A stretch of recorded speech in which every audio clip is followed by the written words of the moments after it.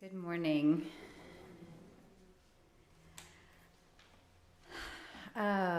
Today I'm going to talk about call.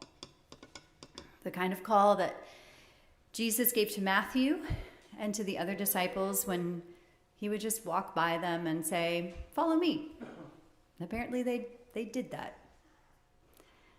The kind of call that God gives us in our lives when we are perched on the edge of a change, or also when we are least expecting it. I've been living my call here at Grace for a long time, but things are changing.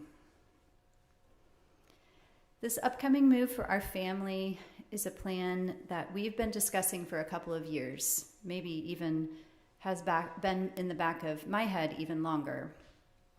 When I moved to California in 2006 from the East Coast, I used the words, I'm moving to California for a while.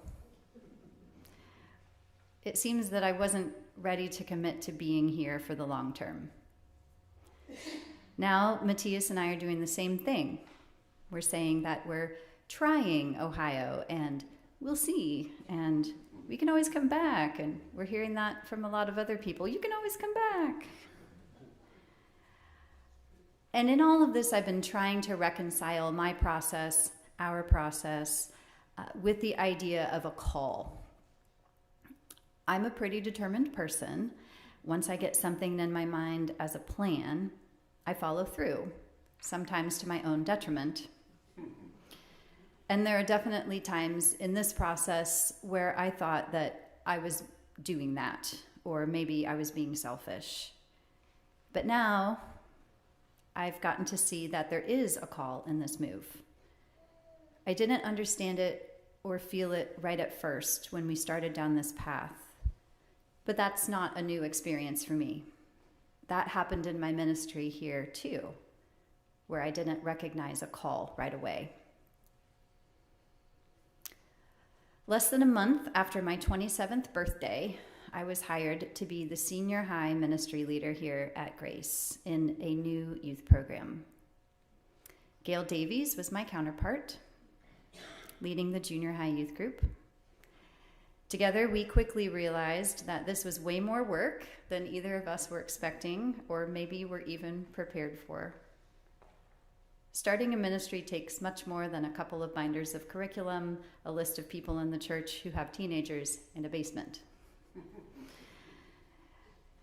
And some of you were there for those early years of our journey into what is now a thriving program for ages 0 through 18.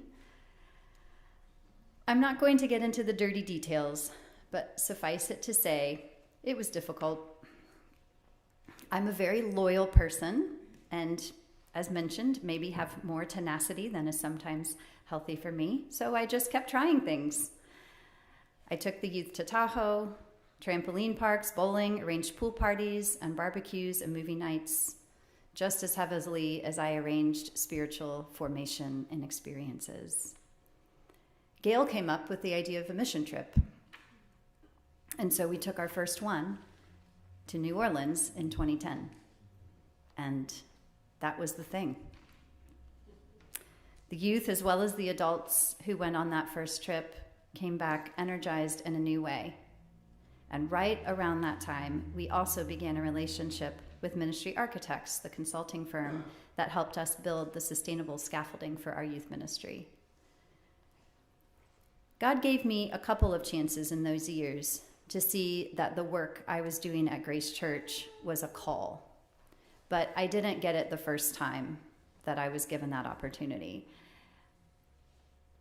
That was during a conversation with Father Mack. In the program's second year, I think it was, I was still really struggling and was talking with Mac, lamenting the hardships. And Mac said, maybe we could just scratch this off the list. Maybe it's just not the right time, or if the families aren't ready to commit, maybe we just take it off your plate. And something twitched in my brain then, and I realized I did not want to give up, even though it was really hard. And that was the call that I missed. I decided to keep at it, not because it was a call, but because it was my job and I was loyal. It was up to me. I was going to do this. I didn't want to fail. A few years later, as we were in partnership with Ministry Architects, I was on the phone with my mentor, Doug. And I remember him asking me why I do what I do, why I'm working this job. I took a moment and really considered his question and how I felt. The job was still hard. Things hadn't really gotten that much less challenging, even though I was being more supported. But I came to realize in that moment that I wanted to do this job despite the struggles, and I also knew why. I explained to Doug that when I was in high school, my faith was something that I leaned on heavily. I would flip open my Bible and read passages, sometimes at random, for inspiration and guidance. I prayed a lot. I knew that when I felt alone at school or overwhelmed with academic pressures, I still had Jesus to count on as a friend and God to listen to me. That, I said to Doug, was why I do this job. Because I want these teenagers to have the chance to have a relationship with God like the one that got me through my adolescence. Doug pointed out that I had just described a call. His naming that was a turning point in the ministry for me. I started seeing things in a new way, with a different energy, with God's energy, not just my energy. And this was exciting and hopeful, and it changed things. Yesterday, Matthias and I put all of our earthly belongings into a 16-foot pod. We actually did not at all do that alone. We did have some awesome helpers, thanks to Holly, Robin, Phil, Sam, Melissa, and Braulio. But things are getting pretty real.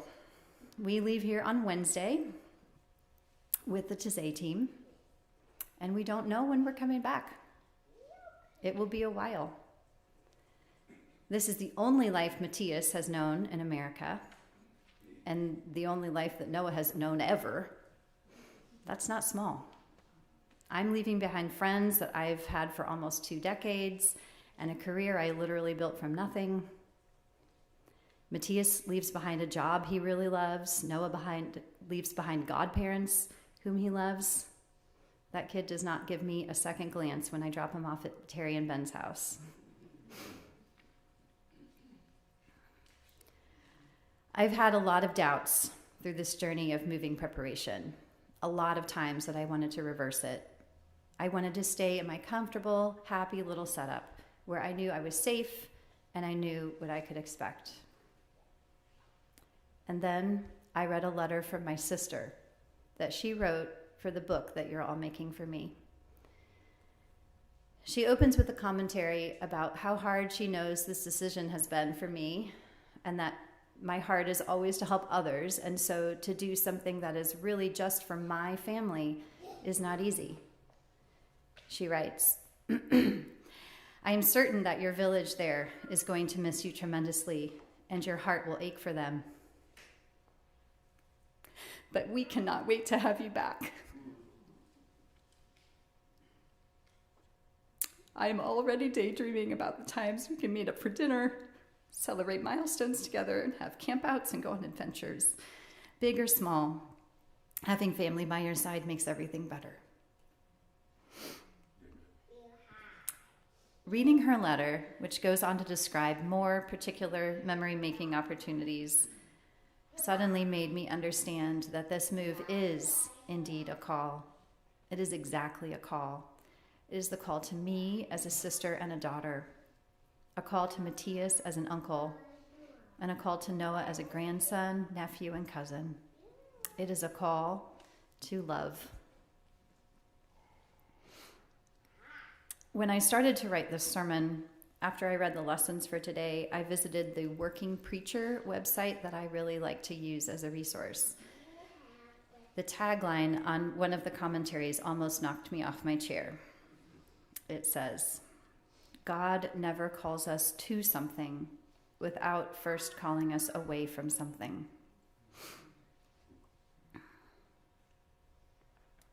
And so here's Matthew.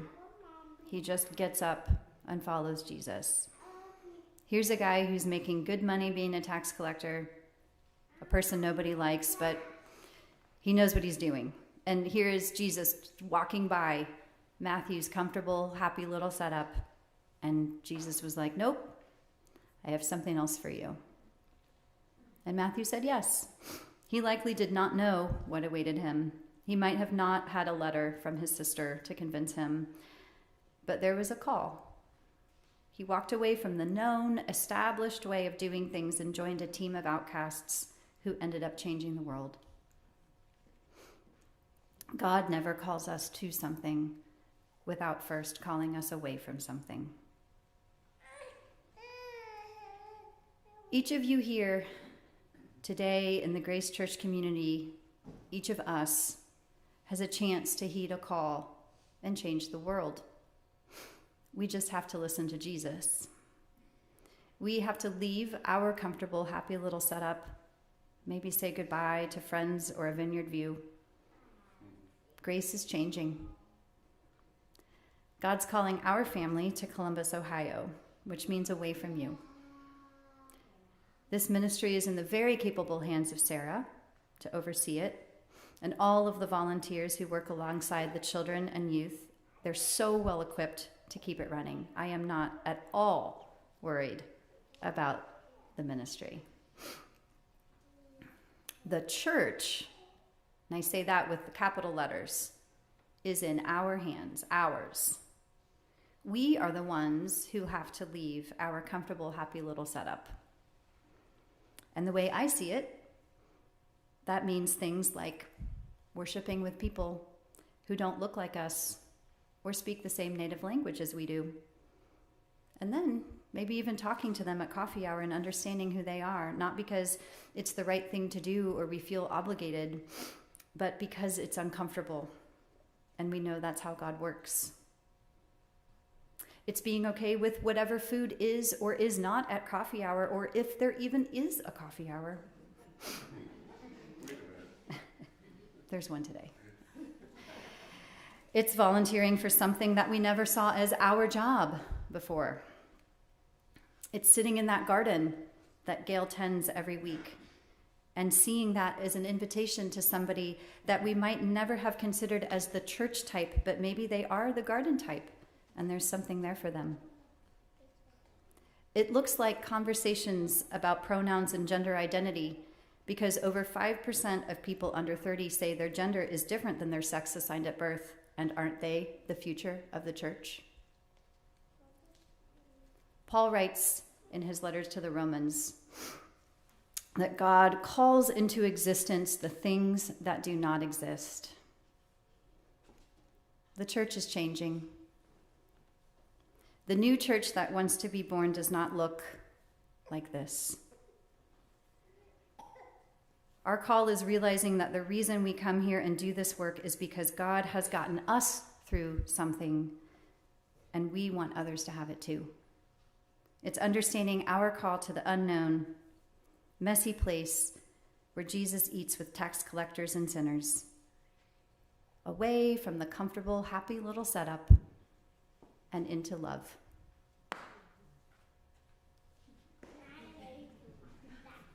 Amen.